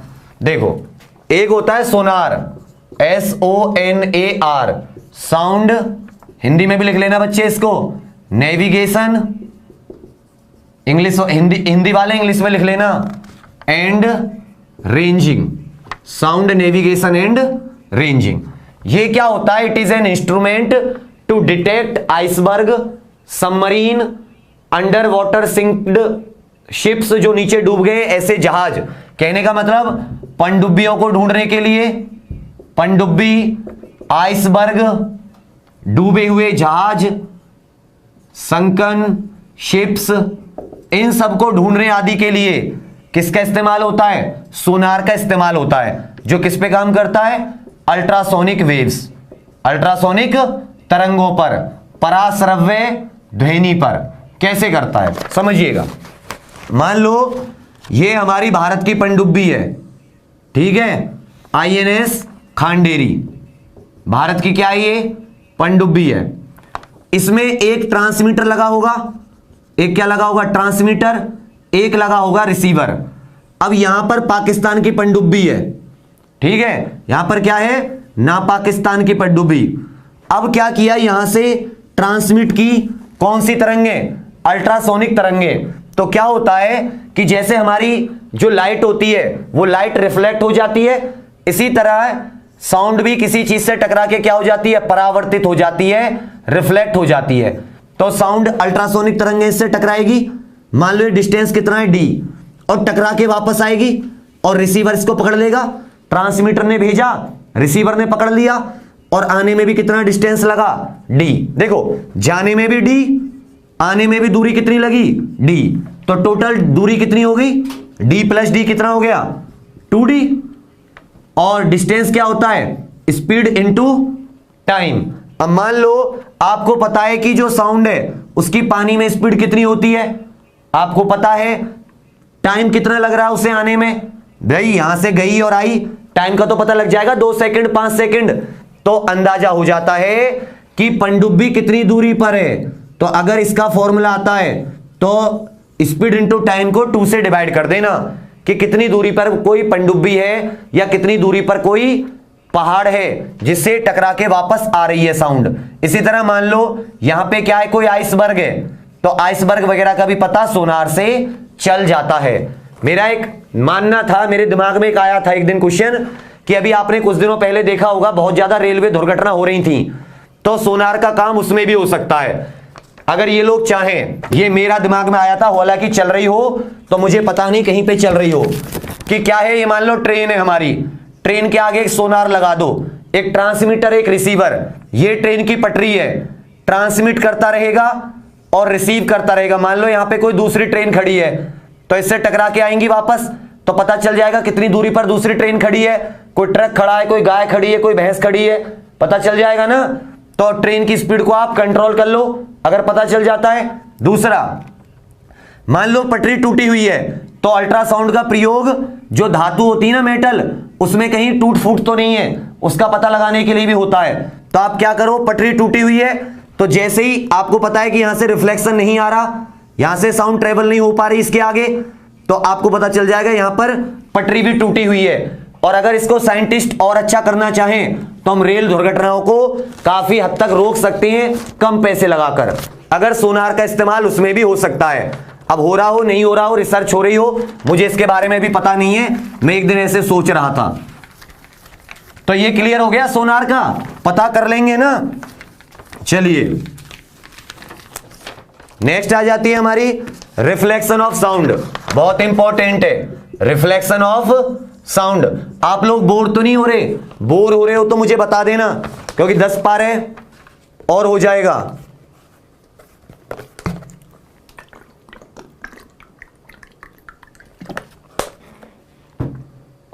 बताओ ना, बोर तो नहीं हो रहे? जल्दी बताओ, क्योंकि अभी तो मामला बनना शुरू हुआ है। याद रखिएगा 1 घंटे में कॉन्सेप्ट क्लियर नहीं होता, साइंस में थोड़ा टाइम देना होता है। चलिए नेक्स्ट आ जाता है रिफ्लेक्शन ऑफ साउंड, परावर्तन। देखो साउंड जब किसी कठोर हार्ड सरफेस से टकराती है, कठोर सतह या हार्ड सरफेस से, तो वो टकराकर वापस लौट आती है। टकराकर क्या लौट आती है? जैसे या किसी बड़े धरातल या कठोर सतह से या किसी लार्ज सरफेस से। तो यहां पर मान लो कोई साउंड प्रोड्यूस हुई, यहां से टकराई और वापस लौट आई, तो इसको क्या बोलते हैं? साउंड का रिफ्लेक्शन। इसी रिफ्लेक्शन के ऊपर होती है इको। इको मतलब प्रतिध्वनि। एक जैसे आपको मेरी साउंड, पहले हमारे इसमें इको होती थी, तो इको में क्या होगा कि जैसे मैं कोई साउंड बोल रहा हूं तो साउंड दूसरे सरफेस से टकराएगी और टकरा के वापस आएगी, तो ओरिजिनल तो आपको सुनाई देगी देगी, उसके पीछे पीछे एक डुप्लीकेट वॉइस भी आएगी ओरिजिनल के पीछे पीछे। जैसे बोला ओ, तो पीछे से क्या आता था? ओ आता था ना, तो उसे क्या बोलते हैं? इको, प्रतिध्वनि। प्रतिध्वनि की कुछ खास आवश्यकता होती है, कुछ मतलब नेसेसिटी, वो समझ लेना बेटा। देखो एक साउंड से दूसरी साउंड में जो हमारे कान में साउंड का प्रभाव रहता है वो होता है 1/10 सेकंड तक। मतलब जो ध्वनि का प्रभाव, ध्वनि का प्रभाव जो हम पे रहता है वो 1/10 सेकंड कह लो या 0.1 सेकंड तक रहता है। इसे बोलते हैं persistence of sound. Persistence of sound मतलब हमारे कान में अगर 0.1 सेकंड से जल्दी जल्दी 2-3 ध्वनि आएंगी, 2-3 साउंड आएंगी, तो हमारे कान पकड़ नहीं पाएंगे। कान पे प्रभाव कितना रहेगा? 0.1 सेकंड तक। लेकिन और अब इस 0.1 सेकंड का इस्तेमाल अगर आप करो कि भाई हमें कितना वो लगेगा, तो आपको पता है कि लगभग 330 से 32 मीटर पर सेकंड क्या होती है? स्पीड होती है। और समझो इसको मैं क्या समझाना चाह रहा हूं, मैं ऐसे समझाना चाह रहा हूं कि इको के लिए कितना डिस्टेंस होना चाहिए। कान पर प्रभाव कितना रहा? 0.1 सेकंड तक। हवा में स्पीड ऑफ साउंड कितनी होती है? 332 मीटर पर सेकंड के लगभग मान लो। और 330 भी होती है, टेम्परेचर पे डिपेंड करता है। और हमें निकालना है कि कितनी दूरी तक इको होनी चाहिए। तो अभी आपको मैंने एक फॉर्मूला बताया था इको के लिए कि भाई इको मतलब यहां से प्रोड्यूस हुई, यहां तक गई, डी डिस्टेंस, आने में भी कितना किया डी, तभी तो हम पकड़ पाएंगे। तो 2d equal to speed into time, और डी निकालने के लिए 2 से क्या कर दो डिवाइड, 332 बटे इंटू 0.1 बटे क्या हो गया 2, और ये कितना हो जाएगा 33.2, इसका पॉइंट में मल्टीप्लाई हो गया 2 से, तो लगभग कितने मीटर आएगा 17 मीटर। लगभग कितना मीटर आएगा 17 मीटर। तो इको सुनने के लिए सोर्स, स्रोत जहां से साउंड प्रोड्यूस हो रही है, सोर्स, और जहां से वो टकराकर वापस लौट रही है रिफ्लेक्शन, या पहाड़ से टकरा के लौट रही है, मिनिमम कितना डिस्टेंस होना चाहिए, कम से कम 17 मीटर डिस्टेंस होना चाहिए। क्योंकि हमारे दिमाग पर साउंड का प्रभाव कितनी देर तक रहता है 0.1 सेकंड तक। अगर इससे कम डिस्टेंस है 16 मीटर तो इको प्रोड्यूस नहीं होगी, 17 या 17 से ज्यादा है तो इको प्रोड्यूस हो जाएगी। तो रिफ्लेक्शन हो गया इको, और एक तो इको तो हो गई कि एक बार आपकी आवाज आ रही है, एक होता है रिवर्बरेशन। क्या आता है रिवर्बरेशन, जिसे बोलते हैं अनुकरण। अनुकरण ये होता है multiple reflection of sound, multiple reflection of sound. मैंने बोला हे राम, आवाज आ रही राम हे राम हे राम हे राम, मतलब बार बार परावर्तन, बार बार क्या हो रहा है परावर्तन हो रहा है। इसको क्या बोलते हैं हम लोग मल्टीपल रिफ्लेक्शन। आवाज गूंजती जा रही है, बार बार आ रही है। रिवर्बरेशन या अनुकरण जो किसकी वजह से होती है, रिपीटेड मल्टीपल रिफ्लेक्शन की वजह से। इसीलिए जो कंसर्ट हॉल होते हैं जहां पे अरिजीत सिंह का गाना बजता है क्योंकि तुम ही हो, ठीक है, तो वहां पे क्या होता है, जो कंसर्ट हॉल या सिनेमा हॉल होते हैं, सिनेमा हॉल, तो उनपे बड़े बड़े भारी पर्दे लगाए जाते हैं, भारी पर्दे या लार्ज कर्टेन्स। लार्ज कर्टेन्स, उनका जो नीचे का मैट होता है, मैट को क्या बोलते हैं हिंदी में, जो उनका नीचे का कालीन होता है, वो साथ साथ जो उनकी सीट होती हैं, सोफा वगैरह, वो सब इस तरह के मटेरियल के बनाए जाते हैं जिससे कि वो इस रिफ्लेक्शन को क्या कर सकें, एब्जॉर्ब कर सकें। क्योंकि हम मान लो कोई गाना गा रहा है क्योंकि तुम ही हो, अब वो पहुंच गया मेरी जिंदगी तुम ही हो, और पीछे से आवाज आ रही है क्योंकि तुम ही हो, तो कंसर्ट हॉल में क्या हो जाएगा, ड्रामा हो जाएगा। इसलिए जो कंसर्ट हॉल होते हैं वहां पर के पर्दे, लार्ज कर्टेन्स, सीट, सोफा या जो मैट होता है, कालीन वगैरह, वो इस तरह के बनाए जाते हैं कि वो इन रिफ्लेक्शन को पकड़ सकें और आवाज ना आए। क्लियर है। जबकि इस तरह की जो कॉन्केव शेप जो होती है, आपने देखा ना कंसर्ट हॉल की जो शेप होती है आगे, वो कैसे होती है, छत कॉन्केव होती है। इसका कारण होता है कि जैसे ही साउंड इससे टकराए तो हर एक जगह रिफ्लेक्ट हो जाए, जिससे कोने कोने में बैठे व्यक्ति, जो कंसर्ट हॉल की छत वगैरह होती है वो कॉन्केव होती हैं, जिससे कि हर एक कोने में बैठे व्यक्ति तक बराबर आवाज पहुंच सके।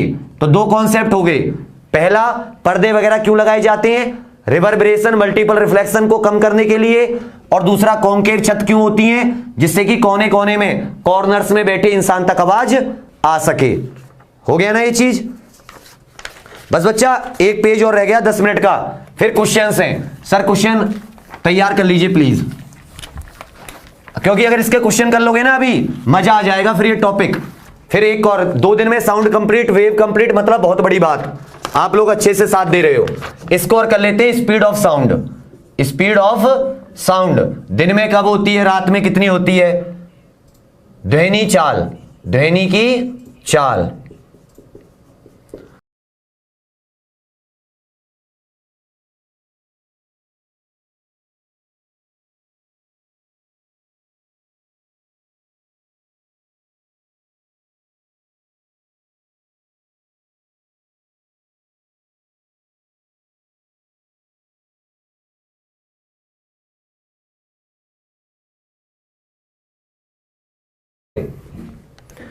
स्पीड ऑफ साउंड जो होती है, स्पीड ऑफ साउंड वो under root E upon D, E माने इलास्टिसिटी, प्रत्यास्थता, और डी माने डेंसिटी, इसके अंडर रूट के इक्वल होती है स्पीड ऑफ साउंड। ये किसके लिए? सॉलिड के लिए, क्योंकि इलास्टिसिटी किसमें होती है? सॉलिड्स में। और जो गैस होती हैं, गैस के लिए ये दिया था न्यूटन ने। किसने दिया था? न्यूटन। और ये लाप्लास ने करके दिया था गैस के लिए। v इक्वल टू जो वेलोसिटी होती है या चाल, ये हो जाता है specific heat, ratio of specific heat. ये आपको विशिष्ट ऊष्मा, ये बाद में समझिए, मतलब इसको इतना ज्यादा दिमाग पे मत लो। विशिष्ट ऊष्मा ये बस मैं लिख रहा हूं। P माने प्रेशर, दाब, बटे D डेंसिटी। हालांकि इस फॉर्मूले को तुम नहीं भी लिखोगे तो भी चल जाएगा। जो मैं समझा रहा हूं उसको थोड़ा सा इतना, चलो इसको छोड़ो, इसको नहीं भी लिखोगे तो चल जाएगा, क्योंकि फिर तुम लोग कंफ्यूज हो जाओगे। एक चीज को समझ लो, इलास्टिसिटी और घनत्व पे डिपेंड करती है। किस पे? इलास्टिसिटी और घनत्व। अब क्या होता है, सबसे ज्यादा जो इलास्टिसिटी होती है वो किसकी होती है? ठोस, सॉलिड्स की। सबसे ज्यादा स्पीड भी किसमें होती है? सॉलिड्स में। उससे कम लिक्विड या द्रव में, और सबसे कम किसमें होती है? गैस, हवा में, एयर में। तो सबसे ज्यादा जो स्पीड होती है, स्पीड ऑफ साउंड, ध्वनि की चाल, वो किसमें होती है? ठोस में। उससे कम लिक्विड में, उससे कम गैस में। कुछ इंपॉर्टेंट माध्यम और उनमें इसकी चाल दे रखी है, कितनी स्पीड से ट्रेवल करती है। तो देखो, कार्बन डाइऑक्साइड 260 मीटर पर सेकेंड, हवा, एयर 332 मीटर पर सेकेंड। तीसरा, अगर 100 डिग्री सेल्सियस पर पानी है, भाप, तो चाल हो जाएगी 405 मीटर पर सेकेंड। इसी तरह अगर एल्कोहल है, एल्कोहल, ये बच्चे लिख लेना, कार्बन डाइऑक्साइड, हवा, भाप या पानी, एल्कोहल 1213 मीटर पर सेकेंड। समुद्री जल 1533 मीटर पर सेकेंड। एल्यूमिनियम 6420 मीटर पर सेकेंड। इसीलिए कि अगर गाड़ी आपको दिखाई नहीं दे रही है, रेलगाड़ी, लेकिन आप उसकी पटरी से कान लगाओगे तो आपको उसकी ध्वनि सुनाई दे जाएगी, क्योंकि आपको पता है गाड़ी की जो आवाज होगी वो किससे आएगी? एयर से। लेकिन हवा जो साउंड की स्पीड होती है वो ज्यादा किसमें होती है? सॉलिड में। और पटरी कैसी है? ठोस। तो पटरी पे कान लगाने से रेलगाड़ी कितनी मतलब आ रही है, नहीं आ रही है, इसका अंदाजा हो जाता है, अगर वो हमें दिखाई भी नहीं दे रही है, क्योंकि ठोस में सबसे अधिक चाल होती है। एल्यूमिनियम में स्पीड ऑफ लाइट क्या है? सबसे ज्यादा। एल्यूमिनियम हुआ, स्टील हुआ, इसमें लाइट क्या होती है? सबसे मतलब सॉरी स्पीड ऑफ साउंड क्या होती है? सबसे ज्यादा होती है। क्वेश्चन करोगे और अच्छे से समझ में आ जाएगा। एक दो चीजें और रुकिएगा, आगे आ जाता है हमारा। एक चीज याद रखिएगा, जब साउंड, ध्वनि एक मीडियम से दूसरे मीडियम में जाती है, मतलब ये मान लो लिक्विड है, वाटर, और ये है हवा, एयर, द्रव से हवा में आ रही है, तो जब एक से दूसरे में जाती है तो स्पीड एंड वेवलेंथ चेंज होती है। क्या क्या चेंज होती है? चाल और तरंग दैर्घ्य, चाल व तरंग दैर्घ्य में परिवर्तन होता है। लिख लो इसको अच्छे से, में चेंज या परिवर्तन। Only speed and wavelength changes when sound wave travels from one medium to another. जबकि फ्रीक्वेंसी क्या रहती है? बराबर, फ्रीक्वेंसी समान, सेम, कोई चेंज नहीं होता। आवृत्ति में कोई चेंज नहीं होता। अच्छे से समझ लीजिएगा। नंबर 1, टेम्परेचर पे क्या असर होगा साउंड का, स्पीड ऑफ साउंड का। तो स्पीड ऑफ साउंड होती है टेम्परेचर के T। कहने का मतलब लगभग 1 डिग्री सेल्सियस टेम्परेचर बढ़ाने पर, इंक्रीज करने पर साउंड की जो स्पीड है वो 0.61 मीटर पर सेकेंड बढ़ जाती है। कहने का मतलब टेम्परेचर बढ़ने पर स्पीड ऑफ साउंड भी बढ़ती है। 1 डिग्री सेल्सियस पर कितना बढ़ जाती है, 0.6 मीटर पर सेकेंड। तो आप ये भी कह सकते हो कि गर्मियों के दिनों में साउंड ज्यादा स्पीड से चलती है। गर्मियों के दिनों में साउंड ज्यादा स्पीड से चलती है। 1 डिग्री सेल्सियस तापमान बढ़ने पर जो चाल है स्पीड ऑफ साउंड वो कितनी हो जाती है, इतनी बढ़ जाती है। दूसरी एक चीज अच्छे से दिमाग में रख लीजिएगा, प्रेशर का कोई प्रभाव नहीं होता प्रेशर घटाने बढ़ाने से, इसीलिए मैंने वो फॉर्मूला हटा दिया था, वो ज्यादा डीप है। Effect of pressure, no effect, कोई प्रभाव नहीं। दुगना कर दो तिगना कर दो, कोई प्रभाव नहीं पड़ेगा। किसका, प्रेशर का। तीसरा, इफेक्ट ऑफ ह्यूमिडिटी, आर्द्रता। मान लो मौसम ज्यादा आर्द्र है, ज्यादा हवा के अंदर पानी है, तो उसका फर्क क्या पड़ेगा,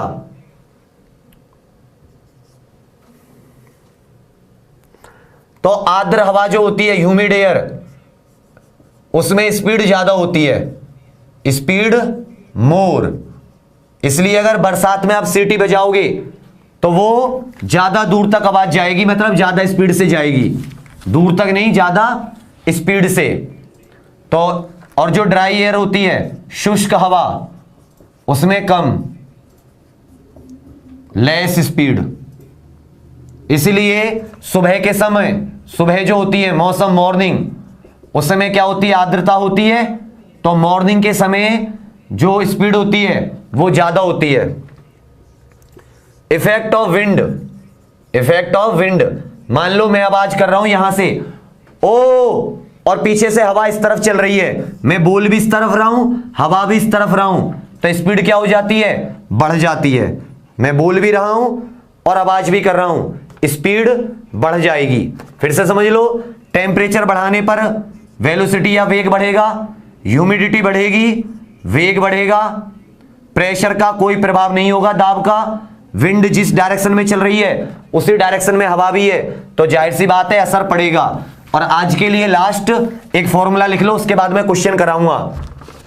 फॉर्मूला है बहुत इंपॉर्टेंट। मान लो दो गैस हैं, V1 बटे V2, ये गैस मतलब वेलोसिटी 1 है, इसका पहला वेग, ये वेग 2, वेलोसिटी 2, मतलब दो गैस हैं। उसमें आपको पूछा है कि स्पीड ऑफ साउंड क्या होगी, तो इसका फॉर्मूला हो जाएगा m1 अपॉन m2। कहने का मतलब अणुभार, मॉलिक्यूलर वेट, मॉलिक्यूलर वेट। आपको दो गैस दे रखी है, हाइड्रोजन और ऑक्सीजन।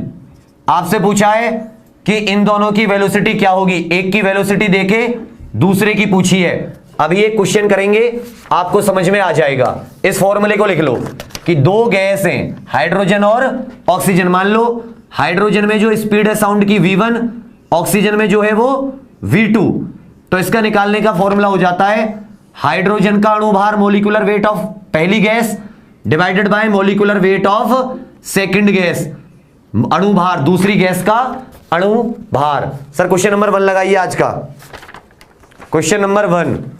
अब कल का टॉपिक रहेगा कैरेक्टरिस्टिक, पूरा साउंड खत्म करेंगे और क्वेश्चन करेंगे 10 20 30, पूरा टॉपिक इतने मस्त हो जाएगा अच्छे से। सर क्वेश्चन नंबर 1 लगाइए। बेटा जाना नहीं है आप लोगों को, बने रहना है, 15 मिनट में क्वेश्चन करेंगे। अगर देखो आज मैंने लाइक के लिए नहीं बोला, मुझे पता है कि इसमें लाइक आएंगे भी नहीं, तो मोटिवेशन नहीं मिलता है।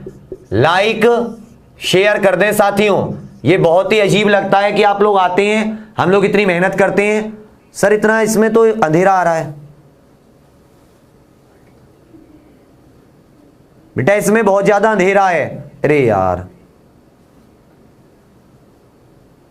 धरा के खींचते, फोटो खींचने में अंधेरा अंधेरा आ गया, दोबारा खींच सकते हैं सर?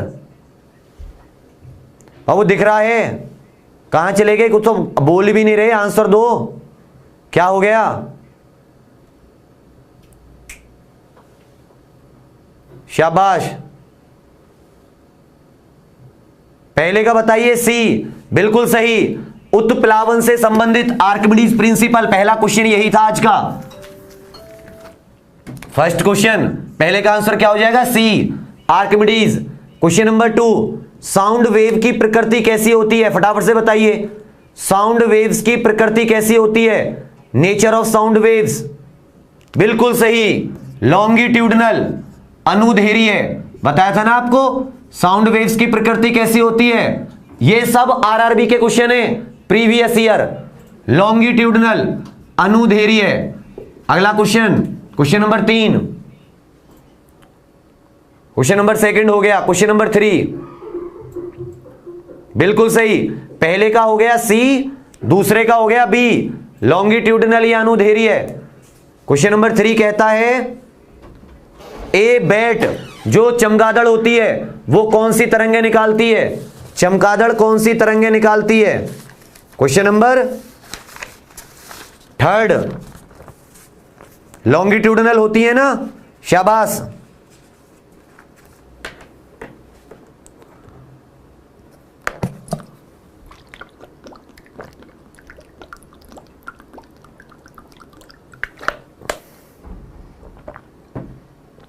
शाबाश, बिल्कुल सही। बैट चमगादड़ कौन सी लगाती है? अल्ट्रासोनिक, पराश्रव्य तरंगे। बहुत खुशी की बात है, बिल्कुल सही, शाबाश। Question number 4, frequency of ultrasonic waves, इसका कौन सा हो जाएगा? क्वेश्चन नंबर 3 का सी, पराश्रव्य तरंगे।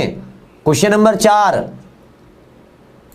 पराश्रव्य ध्वनियों की फ्रीक्वेंसी कितनी होती है? आवृत्ति, फ्रीक्वेंसी ऑफ अल्ट्रासोनिक वेव्स। तो इसका पता है आपको, 20,000 से ज्यादा। अल्ट्रा माने दूर, परा दूर, 20,000 या 20 किलो हर्ट्ज से ज्यादा, है ना? ए वाला ऑप्शन, क्वेश्चन नंबर 4 का ए। क्वेश्चन नंबर 5 में ऑडिबल रेंज, ऑडिबल रेंज कितनी होती है? क्वेश्चन नंबर 5 में क्या पूछा है? Audible range. तो ऑडिबल रेंज कहां से कहां तक होती है? 20 हर्ट्ज से 20 किलो हर्ट्ज तक, 20 हर्ट्ज से 20 kilo hertz. Option number A. Question number 5 का क्या हो गया? Option number A. अब क्वेश्चन नंबर 6 करना है आपको। क्वेश्चन नंबर 6, क्वेश्चन नंबर 6 में आपको स्पीड दे रखी है साउंड की 332 मीटर पर सेकंड। कह रखा है अगर इंक्रीज प्रेशर को बढ़ा दिया जाए तो स्पीड कितनी हो जाएगी? 664, 332, 166, 100। जल्दी बताइए क्वेश्चन नंबर 6। सर क्वेश्चन हटाना आ रहा है ना बाबू समझ में अभी तक? क्वेश्चन नंबर 3 का हो जाएगा सी, पराश्रव्य। क्वेश्चन नंबर 4 का हो जाएगा ए, 20,000 से ज्यादा। उसी को तो हम बोलते हैं अगर 20,000 हर्ट्ज से ज्यादा होती है। क्वेश्चन नंबर 5 का हो जाएगा ए, श्रव्य परिसर कितना होता है? ऑडिबल रेंज 20 से 20,000, 20,000 किलो हर्ट्ज तक। क्वेश्चन नंबर 6 में कह रखा है प्रेशर बढ़ा दिया जाए। अभी आपको लिखाया है प्रेशर का कोई प्रभाव होता है? नहीं होता। तो स्पीड ऑफ साउंड कितनी रह जाएगी? 332 मीटर पर सेकेंड। ऑप्शन नंबर बी, बिल्कुल सही, कोई चेंज नहीं होगा प्रेशर का। शाबाश, तुम बड़े होशियार बच्चे हो, सारी चीजें सीख गए कितनी जल्दी। क्वेश्चन नंबर 7, ध्वनि की चाल सबसे ज्यादा किसमें होगी? इन तीनों में से, चारों में से। 4 चीजें दे रखी हैं आपको, हवा, वैक्यूम, वाटर और स्टील। बिल्कुल सही, शाबाश। एक बार इसको दोबारा देख लोगे ना वीडियो को, जिंदगी में साउंड भूलोगे ही नहीं। और जो अच्छे बच्चे मुझे पता है वो देखेंगे जरूर। बाबू देखो कितनी अजीब बात है, तुम समझ रहे हो ना? इतने लोग देख रहे हो और 2000 लाइक भी नहीं है, मतलब 2000 लाइक हैं और 3-3.5 लोग देख के गए हैं।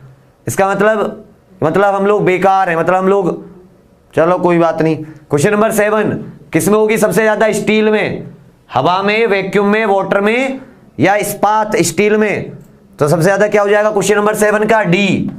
क्वेश्चन नंबर 7 का क्या हो जाएगा? D. Question number 8, question number 8 समझना, क्वेश्चन नंबर 8 समझना कि एक दुश्मन का अंतरिक्ष यान को हमारे अंतरिक्ष यान ने नष्ट कर दिया तो क्या धमाके की आवाज हमें सुनाई देगी? कितना अच्छा क्वेश्चन है। अगर एक एनिमी स्पेसक्राफ्ट को भारतीय स्पेसक्राफ्ट ने डिस्ट्रॉय कर दिया तो क्या हमें आवाज सुनाई देगी?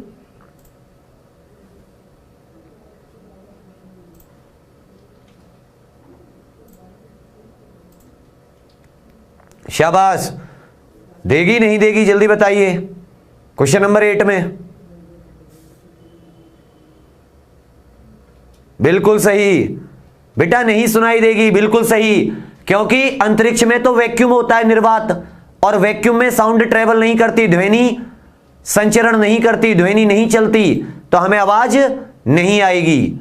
हमें सिर्फ लाइट जलती हुई दिखाई देगी, हमने नष्ट किया, लेकिन हमें आवाज नहीं आएगी। नो। तो क्वेश्चन नंबर 8 का क्या हो गया? बी, हमें आवाज नहीं आएगी। No. Question number 9, question number 9, question number 9 का हो जाता है वायु में इन 4 ऑप्शन दे रखे हैं, आपको बताना है स्पीड ऑफ वेलोसिटी कितनी हो सकती है। क्वेश्चन नंबर 9 में, क्वेश्चन नंबर 8 का हो गया नो, क्वेश्चन नंबर 9 का बताओ कि हवा में स्पीड ऑफ साउंड कितनी हो सकती है? बिल्कुल सही। मजा आ रहा है ना? अब पता है सच में अब तक 4000 लाइक होने चाहिए थे। मैं बताऊं क्यों होते हैं लाइक की दिक्कत? सारे मास्टर आपस में करते कंपैरिजन, मेरे में तो 6000 आ गए, तेरे में इसमें तो 2000 आए, और लाइक के ऊपर होता है फिर हम लोगों का वो कंपैरिजन। ये नहीं देखते कौन कितना मेहनत से पढ़ाता है, तो मुझे लगता है बुरा, और ना मुझे कहने में अच्छा लगता बार बार, पर आगे आपकी मर्जी, अब मैं कहने छोड़ दूंगा। बेटा देखो इसमें से 4 ऑप्शन है और सबसे नजदीक कौन सा है? 330 मीटर। 332 भी होती है क्योंकि अभी मैंने बताया टेम्परेचर बढ़ने पे बढ़ जाती है, तो 332 मीटर पर सेकंड। एक्चुअल में आप इसको याद कर लो 332, उसके आसपास जो भी वैल्यू हो वो आपका आंसर हो जाएगा। इसमें उसके आसपास कौन सी है? बी वाली, तो 330 मीटर पर सेकंड आपका आंसर सही हो जाएगा। समझ रहे ना मेरी बात को? Question number 10, eco. इको कैसे बनती है? जो पृथ्वी ध्वनि होती है वो कैसे दिखाई देती है? 330 बिल्कुल सही है, सारे याद हो जाएंगे तुम लोगों को, मुझे पता है।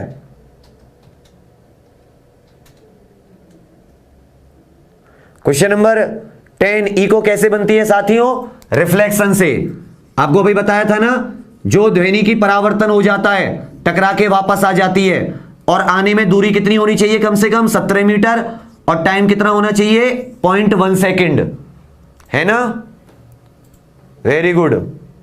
Question number 11, wave inside a gas. Gas में मौजूद तरंगे हैं।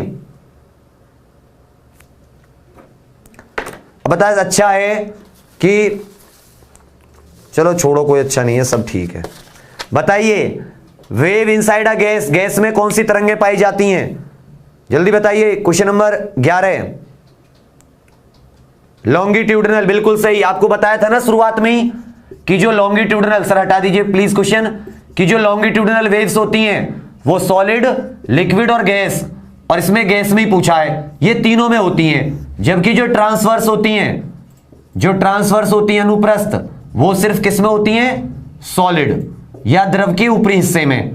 तो हमसे पूछा है गैस में कौन सी तरंगे होंगी, तो आपको पता है गैस में कौन सी तरंगे होंगी? इनमें से लॉन्गिट्यूडनल, अनुदैर्घ्य तरंगे।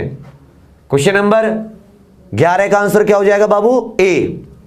क्वेश्चन नंबर 11 का आंसर क्या हो जाएगा? ए। आपको पता है ना कि अनुदैर्घ्य तरंगे, longitudinal wave, solid, liquid, gas तीनों में होती हैं, और ट्रांसवर्स सिर्फ सॉलिड में होती हैं। नेक्स्ट क्वेश्चन लगा दीजिए सर। तो क्वेश्चन नंबर 11 का हो जाएगा ए। क्वेश्चन नंबर 12, इसमें आपको वेवलेंथ पता करनी है, फटाफट से बताइए। Question number 12, question number 12,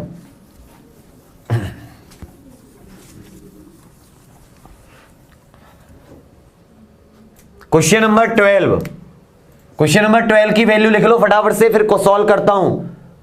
frequency कितनी दे रखी है? 550 हर्ट्ज। सर लगा के हटा दीजिएगा। स्पीड कितनी दे रखी है? 330 मीटर पर सेकंड। आपसे वेवलेंथ पूछी है।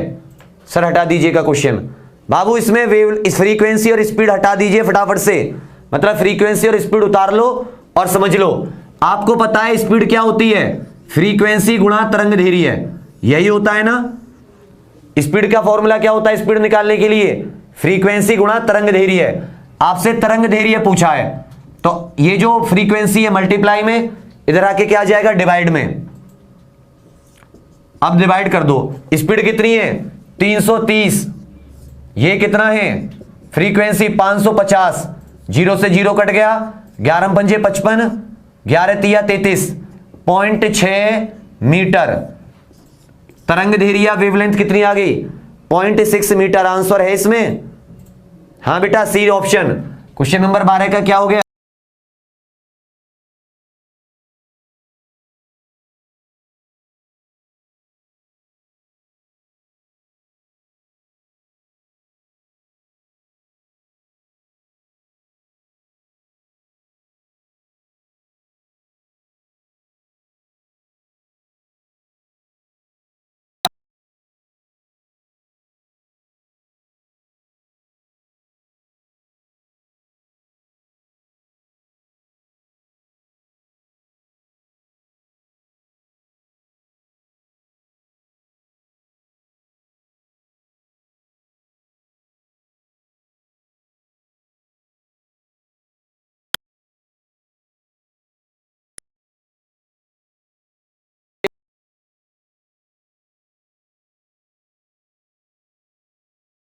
गारंटी है।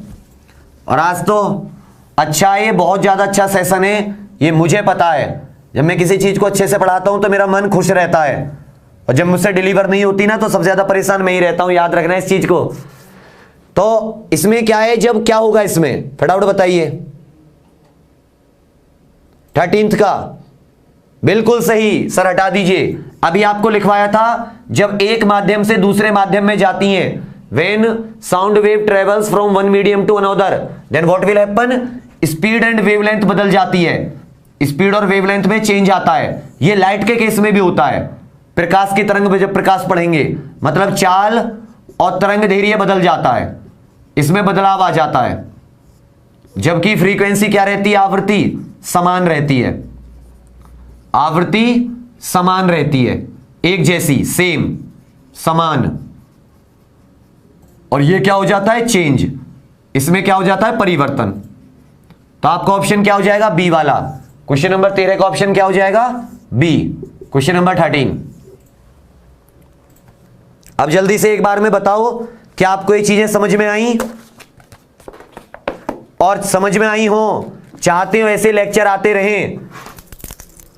क्योंकि मुझे फिर से एक बार बता रहा हूं, मुझे एक पल हेजिटेशन महसूस नहीं होगा, क्योंकि विवेक का दिल जानता है कि मैंने जरा भी चूक नहीं की आप लोगों को समझाने में।